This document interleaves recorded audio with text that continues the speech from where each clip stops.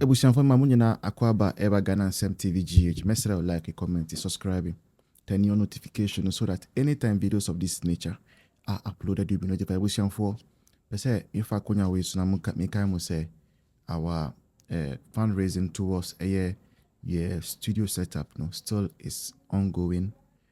So far we've been able to raise 7,000 out of the 25,000. That's it. Edamunyana say Nabanda screen I say. You can help in any way you want, as you always do. Cheers. Damase. So for you can new tax in this for the buy with the no crenya meaning or moody taxes be aba. But wait the me tell you. Sa transportation levy or whatever they call it. Here is you. Uko Who got to play air ticket? $100. I almost 11 million Ghana as tax. These were the people who were standing against COVID levy. COVID levy new. These were the same people who were speaking so hard against 1% e-levy. Anya obianso nechia. Na mabana. More taxi and yena yeti or mine munina se say there. Even people who are outside, you are taxing them. Papa bi nekasa say, baby, how things are going down there. Opesa oko oneni ni matre every Ghana. Okay. It means that there are 4. So 4 of them, for on their plane or on their air ticket, they are paying $400 as tax. Emma Sagana for new taxi. $400. Udiba Ghana scammer almost 60 million old currency. Now aside that, or see what we do Ghana ha, a song full plane every Accra Eko Kumasi. Sa flight will be for free Accra Kumasi so I buy inside $35 a year per person. I was plane fare no so. It's 35. Ufanipa 4. Right? That is $140. And in just one trip, you are making, you are paying $540 as tax. Almost 70 million to 80 million. Aye tax. Just if you have just 4 people working. How did we get here? How did we even get na sika no so no yes omu di be nia ade omu so omu di be you ene ya. How did we get here? So actually say someone can go for vetting, use a Bible to swear, use a Quran to swear. They will ask them questions, they will respond, and then when they leave and they swear them in, now they come and do whatever they want to do. Sana I say yankono or mine mana. And yeah, to force Nakache say he will not introduce any new tax that he was going to use as Zimbabwe, say Botswana or some approach bisana. Is that not a 2,000? So what has happened? Why the swift shift in policy? Then I see here. What is your explanation for it? At 2,000. And you see, my explanation here then. What is the rationale? You can't keep taking the people for granted.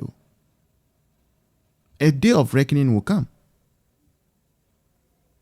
If you think you can just tell us anything at all and go and make away with it, go away with it scot-free, no. A day of reckoning will come. Ebeba. Mpo ebeba. And when that day comes, that is when you will realize. Yeah. It's a very terrible state. Mudi or minor koto. And it's going to reduce even tourism. Muni mana. Muni nya so pe ade pia ba majum pe you put through. Say fuel levy. Now the 8% aba. Whatever just come into your mind. Adin. NDC for. Say ye betimi account for so eto abama eto aba and MPP win you because your community no eso ye donso account for donso. Ashanti region vote to omunya edoso send the whole voter region. So nima And America no. vote to NDC And your friend say Western region, Western North, Western region. You know me account for. They did not vote for because of what they were told, the lies they were told. Oh, and you know, so account for the let me tell you, Western North did that. You know, I'm to Obama you. Say we won. Did that? You know, I'm to Obama NDC. Oh, assessor from 2016. Really? It was really? MPP. Oh, yeah. Western North. Yes. Mm. Oh, yes. If it's a Western North, I'm to Obama Oh, Mr. Voice made me a dance here. I'm not playing. Yeah. Voice made a dance here. Because the ekwe chitu yana shimi papa Painful. Yeah. Me share niema MPP for panom mo ye ene niema ya no mpeso mo ye. Na baby baby Dr. Mahmoud Bawumia na kufa do de Ghana. Mo se petrol adru se mo se ahen 14 mo se adru ahen. Diesel media me use me ye fra bam na esen. Ye fra bam zuna ye. I think 14 something. 14 something, yeah. Okay. Okay, because because no more here. So very good. Oh, okay. Ghana passenger service charge $100. And the dollar. Passenger service charge $100. How many passengers are about Ghana a week? Yes. And Send them why?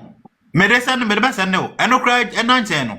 Where I say, transportation tax, transportation tax, and then in account, what they own you. America crown on what in the crew of the flight in the background, where you charge it. Where you charge it? $1 less than $10. I ain't no charge. Aviation near their day. Where they also the whole. Oh yeah.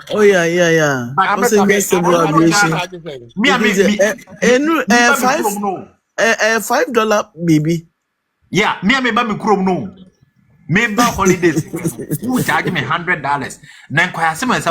Oh my goodness. We have myself a flight I go Kumasi. No say charge me $30 for internal flight. Baby, $100. America them $5. No, I know 100 Ghana, 1 million. 31 million from Accra to Kumasi. No, 100 from Accra to Kumasi. So 100 Ghana plus $100. Hey, I don't know man. I know man never. Woman for mu to $400. Hey, I told is forcing. After it's forcing. Mu to $400. My told is forcing. Who you ask to also Kumasi? And go for omu juicy kapao. Omo juicy and I still almost being chia a 4K necessary. Almost being chia cocoa 4K. But that's no WhatsApp. Okay. And no, they are not playing. They are not playing. Bueno, yes, I'm no more sad. This kind of could be a drew. Yeah. And next Sunday. Could be a drew. Next Sunday. Metie all the mega churches. Any software. Omu obi eni ho a woka. Friend saying Coco. Price member no so. Okay, because parliamentary candidate ba ko maame member so. And so I send the message so no so control man 7 police station polling station or ko no no so exercise book mu na show ni din. And member so. Okay. Enti enam say register no any polling station ho no. Untimi control ni because ya gene nyina say e de ko constituency. Okay. E be say ye hu adwuma. Yeah. Etoso biem Senyame buana me no etwam wi a de adwuma yese ye hu polling station ni aye hu awi a ya enter into MPP system no ye besa de register no e de ama polling station for ni biem eno say no ye beji a is a 3 months time okay today bia na de register no more ma 3 months bia ni asa akwaje register ni ahwe nipa ma be ka party no ne no so ye nua ma secretary for ni assistant secretary for ma sa be bob computer no so okay e wi na sa de come every 3 months bia no sa ne be ye there were eno pa na ye constitution ne ka wasem sabi kasa normal rate na no eze ka yetu ho na mo ebre bi atwam de ka sabi de ka continuation of idea ya to aso ne nya ne se party bia no kwa akansi eso hu ahoden eso otimi kata we ne ka se o se ne ekoto aba na keneke minim se nipa 2 million de eye minkrofo mo atwo mu din a omutwe mu juice yes eti party new organization no hyehyɛ a ye nyina amani di akire nya ne se ye no ma ehwie gu no ese ehu hyehyɛ no ma ne yie ye betima hyehyɛ ne yie a ese ehu ya hoden oka minyo free prior so it is totally wrong say yamamo register polling station register da ho na obe yusu exercise book say o true exercise book no na men tiase de bia me wi a me free regional party na mama chim say adentina empire so e be ko ba say party no e de polling station register amamo say be say ka polling station register no ehu hia kadero kayem print come on fam ene ke we abeka so no obi antan the polling station no na akoto exercise book no anye but enam say e pese ye nya record papa yi na eye party na japade ntina party ne board ka ye printed side register enti mi wie station ya me free regional party no near query that is Eastern regional okay. party no chairman Jeff and then the secretary Tony say o mate sa semi say ya and o mate ya and amon be no mutual farm because it would be wrong say o cast o control din egu exercise book o control din egu exercise book no now we are o de kwa kwatena o office and na wasa copy the good register ni mo ana sese na person ye no me ande na enkrade no so fa ka ho trouble enti ni nyina no di ama me prior so ama me trouble enti ni nyina so ya dia me free ha me tu anamo akohwehwe ba de krontia party ni register ba ya e bi trogu exercise book a o man trongu register ni mo okay member example ba ko Asukwa constituency police station ko tro me ni wo ho na omo wo register no ho e no nom sa wo exercise book e da register ni nchen me duro abrante ni tro me din egu exercise book no me busa ne say adentina won trongu register so da bia no ayen fonso ento o trogu exercise book no ento o wieye no ansa na wo copy egu register no okay intene de manim me wo bi na eden wo ye okay enne say bia me koyen ansa na akotrogu enne de o kan say bia to asum okay obasa atin pa konso wo bia waye because challenge wo me say utrogu exercise book a agro ye die no mafia wo sebi odwe papa no adwembone it was the guarantee say me din na watrogu exercise book no say me nu a now the call officer obetro say me din no abegu register no okay there was all Matias yan pese sa no ma we nyina besi no ene ese sa de ngu your official register na model e de coin okay obi ke I send me message from New Job in South also on the polling station register no okoya wenya antru ni din wum o yeso betru ni din online so na OTP no enye adwuma o say especially for MTN users nti onya challenge wo ho nti mimi sa say no sa no mo be ne den enti sa in say aye efidio ho adwuma Tobia network no na bia problems so ho but online registration dey continuous okay enti man nye worry say bia wo ye ne nko online dey unlike sa manual register na party na dia call office no online no betima to aso aye online ti na dia esi okwan ewo ho okay Gordon said the Honsu Westland polling station what dey na because of errors na the coordinator no edika mo tro din no wa tro din wo SI book ma asomu wi a na copy go but then no fan say be a fan say me ma show me din online but me ntimi anko me kroma okugua anko show me din a eno so sa media no etisen enti ese opekwan na after me no utu anamonko na kuchudi okay because say you nipa two categories of nipa bi ambese omo member of MPP but ni nyina no de dimu pa fa pem ne se obewie akotwe odin wo police station ho obi wo ha se be adwuma wo ye no wonya adaje se obekọ ne police station and obi wo ho a opese obua MPP odo MPP no ento opese o share ni dues e de bua party no but se o ka se me nko MPP meetings me nko kasama MPP no wonye okay and some call for the partner do na online boom okay so yes so position be and I be member so a member of the new patriotic party no try to do the boy okay so I see honorable Emmanuel from Edukrum and Yenu Ajewalanyo from Akan constituency me say question me ka say last time oba wo yi ano omo bi say utire odin oba a ubetimi akọ contest or polling station for na constituency for na say je na say no dey know and me ya no o kan say enyi sa say the chair ne say o share guidelines near the abana say obi a person original polling station elections no say o your resident or sa polling station they did campaign dey here pa no say so to say bi wontimi ntran kan now ka say okwa polling station executive obimbila do oto aba obimbila okay second one is say obu wo ha so wa 12 free baby owo say bia osunyane west oto aba osunyane west but ye to aba 2024 ni wie no aba betena anya so utu ene da sebre so oto aba wo kokofu sa ba so wa ba betena enkran ha si sa ana onya so ne me ya adwen say electoral commission ye voter transfer say there be but da sebre aba betena anya so utu enti da sebre wo ho akonya say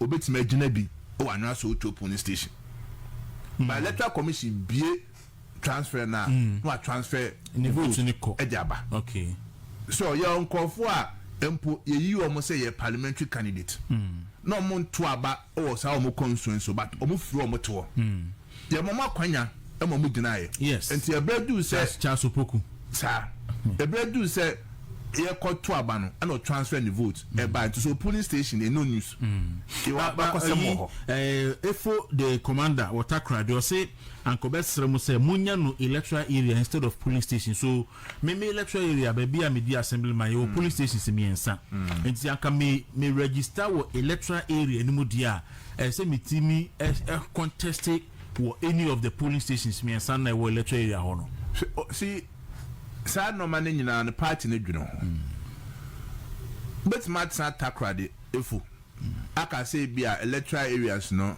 or polling station or electoral area no betima agina it's possible if it's a mobile bank so yes. but your krobi wo ha o ka electoral area in krokro polling stations na one in krokro yes they bu ha free polling station A Echo polling station B e be 30 minutes e betima do 1 hour yes. but ni na ye one electoral area and such a constituency rural communities no okay so we betima move from one polling station to another any possible any nyanti na party ne car say enam say ye be house to house ye pen conform tete benti ye fa bibi ye friend cluster polling stations ye ka cluster polling stations say bia ye nyina no ye to about movement TV na so mobile movement TV your polling station A your polling station B your polling station C obeka na no mafato say baby o a ni enche polling station enti no munya to about polling station ba but e bro 500 no ni enche mu mienu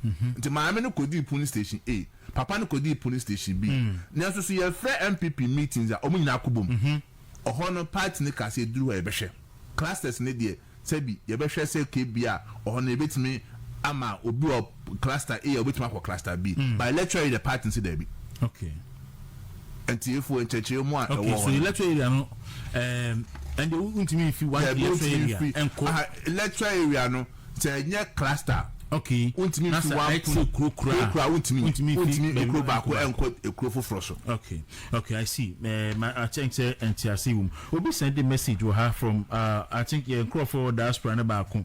Na o say misa o say almost so e diaspora na e bi omu ni police station wo Ghana. Yes. We need number who say o register demand o police station and a voter number a police station number no. Yes. Also almost so bending. Me ne IT for ne kasa I'll be surprised say omu 200 more because ye make room say for diaspora obu a woni police station no obetimi I register. There's a platform I with me so go on to abada ha ni nya no ye ma okwan say obetimi aye. So until no I'll take it up say me if me free ha na me babu so ma de konti a intimi enyo entu ana mo. Okay to be so say say we gomzo ya bazunti or say many registered online but could not effect payment of dues, and when you try to log in with a phone number one is not able to get the short code to log in. Or say many registered online it's me register all right, but omu register they are unable to pay dues, and who's already what register no who's our core system you should log in. Yes, I'll say no so log in the BDNE and the bill the code they be generate amount so they be to dues no and also no and code through and also what measures are they putting in place to have the party NPP presidential candidate to contest all SRC party potential or say what measures are you putting in place to have party potential candidate to contest all SRC elections at various campuses? I think no person can general bedu my handle with the polling station registration first. Omo face challenges with online no any dues payment ni na so a ongoing exercise. Sebi system bia no we start now challenges but me nya so many feedbacks and confo bu almost send mami to almost send mami and ma for them IT for no mo ye until you start here no enyanya 1 month. Okay, until at least you koye nim no nya feedback nya challenges no. I think and confo were concerned about the dues payment do not Eric and so I send a message say on some person mutual dues now almost difficulty the mechanic said apart from short code no star 920 star 270 hash no there were MPP mobile app. Okay, to message say so far feedback I mean now mobile app no far better than the short code no. Okay, to message almost say wow faces side challenges no with dues payment no download the MPP mobile app no and no payment no a bit easier and faster. Okay, more general say more money obi say why run voters ID card. General say more also obi any ID ku ni I don't register that crana. There is a process what the obi to system no so be boana wetimi a register. So general be can say process na mo ye no so far from your reports no successful now. Yes, highly successful apart from few pocket incidents via I nipa ho adwuma enye den a sabi nipa bi bo interest ni no maybe o me say o me chia no to suit their interest, but by and large no the exercise has been successful because there adenye bi da. Okay, yenye bi da as a party say yes say yeah membership registration crown sanya started internal elections enti ade bia no chance fofora challenges bem but there me then say challenges na eba no near fast solutions ema ho because our online registration kwa na ndwene ho but challenges na eba na say no any yen sound code to different system ye be man ko for it my register online and after so yetimi enter sa data we our system ni we na there enkofo twi omu juice there the main who ni say in the near future yendru nyame boa bia 2032 2033 no there I can tell you say your presidential elections, ni party elections no. Ebe one man vote. Say be ya sa delegate nsema edi ebufu ba ne nkopa kakra bi na akoto aba ne sa no mane nyina. You betime ye free. Enti at least e kwanto ni yetu. Okay. E ho a ho kire be ba na so yemfo ye ni hwe akwanto n'echi say baby e pese you could do bosh asaso no so say ne be yem. But there we nyina no. There's a next step bia. Before so we do next step, this one is interesting. Kofi Kakari said, register we not or the car, so yeah, or the car 190 cities. Yes. I'm more than the car, but still, of course, the so go see the car 190 cities. News I say, and no sound of any day. And Ubi so said, or say a friend of Apeja Heniko, yes, well, Chermatin in the Okre constituency. Or say three polling stations now, and when you know registration and shut down cost because polling station executives no and shut down nyeduma until you big equipe book no e be anya shut down nyeduma and no they may ban me question say general fan say many polling station where kugwa ye to aba enipa na wo hono about 800 nti ba na machi mutu so e be to aba bi MPP timenya 450 o de fan say minimum 450 si e control di na se bi a enipa be 50 and 70 penetrate mu din a eno sa no mo be ne den zero set your can is based on the parkour form information they are me nya hu